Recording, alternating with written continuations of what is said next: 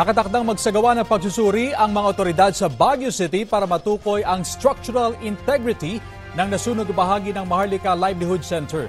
Sa Facebook post ng Baguio City Information Office, sinabing naibalik na rin ang light at sewer lines sa naapektuhang bahagi ng establishmento.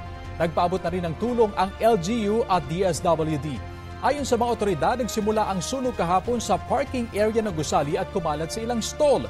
Tinatayang mahigit sa 15 milyong piso ang pinsala ng sunog.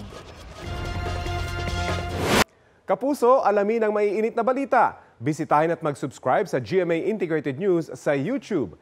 Sa mga kapuso abroad, samahan nyo kami sa GMA Pinoy TV at sa www.gmanews.tv.